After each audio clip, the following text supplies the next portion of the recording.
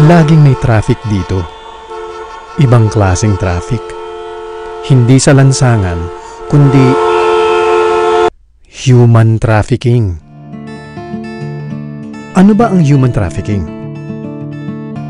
Ito ay tumutukoy sa pag-recruit o pagtanggap ng mga tao, payag man o hindi, sa loob at labas ng bansa, sa pamamagitan ng pagbabanta, paggamit ng puwersa, pamimilit, pamemeke, panloloko, pang-aabuso at pagsasamantala para sa eksploitasyon, prostitusyon, sapilitang pagtatrabaho o pang-aalipin at pagbenta ng mga bahagi ng katawan ng tao.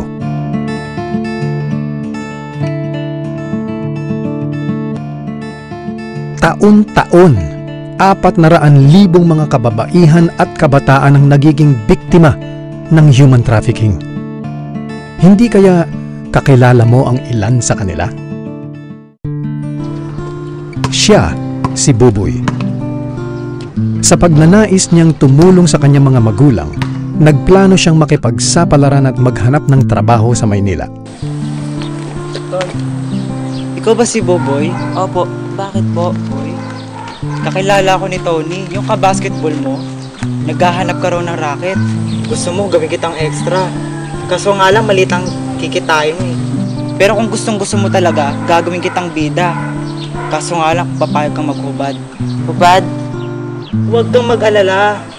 Hindi naman ipapalabas niya sa sinihan eh. Sa computer lang. Babaguhin pa natin yung pangalan mo kung gusto mo pang nga eh. Kung di lang kailangan ng pamilya ko eh.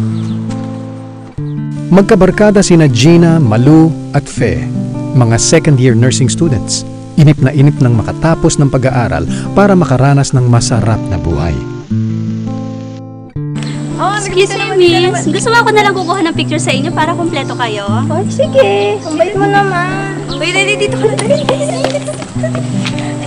Okay. 1, 2, 3. Wow, photogenic pala kayo. Nag-aaral pa ba kayo? Hindi pa nga po kami tapos eh. Ang hirap pala ng nursing. Tamad na kami mag-aral agad. Alam niyo, talent scout ako. Naghahanap nga kami ng modelo for TV commercial. Pwede kayo doon. Talaga po? Lalabas kami sa TV? Lalabas tayo? Di lang yun. Libre damit at pagkain, kung saan sa kayo makakarating, kikita kayo ng pera, basta maging masunurin lang kayo. Di na kailangan mag-aral. Kung billing kayo, sagot ko pa pamasahe. Ang bait-bait niyo naman po. Maraming salamat na pa.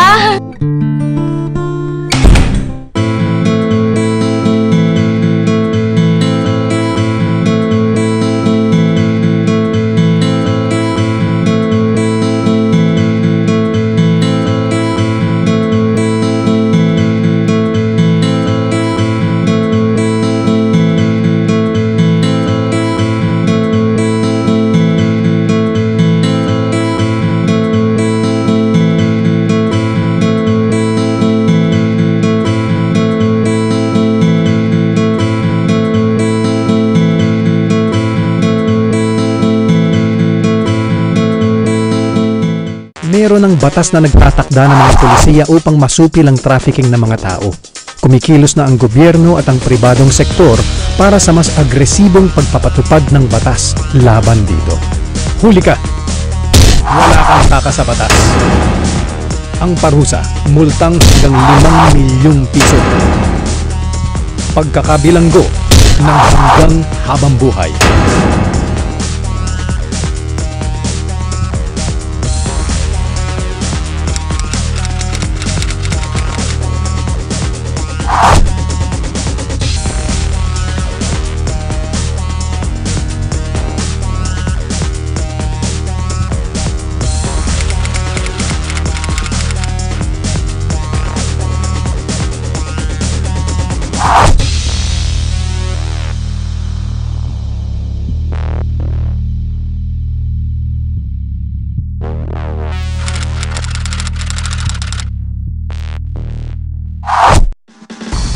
Huwag mag-alala.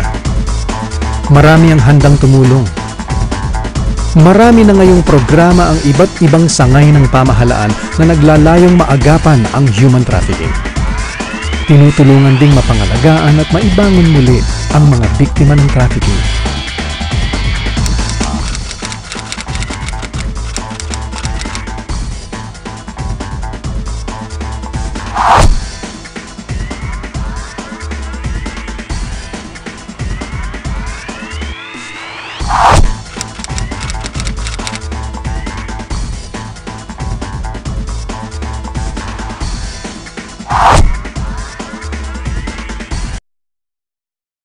Si Buboy, ayaw nang umuwi sa kanila.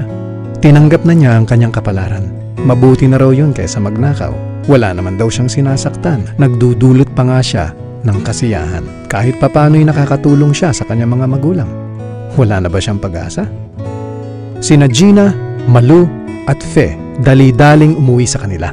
Wala na nga silang naipon na wala pa ang puri nila. Naging isang masamang panaginip ang kanilang karanasan. Nais nilang makalimot pero ano pang buhay ang babalikan nila? Napakarami pang iba't ibang uri at kaso ng human trafficking ang patuloy na nagaganap. Ang human trafficking ay isang epidemya na sumisira sa pagkatao ng bawat biktima sa ating lipunan. Karamihan sa kanila ay ang mahihirap at mga OFW na naghahangad maiangat ang buhay ng kanilang pamilya. Hahayaan ba nating lalong lumala ito? Sama-sama nating labanan ang human trafficking.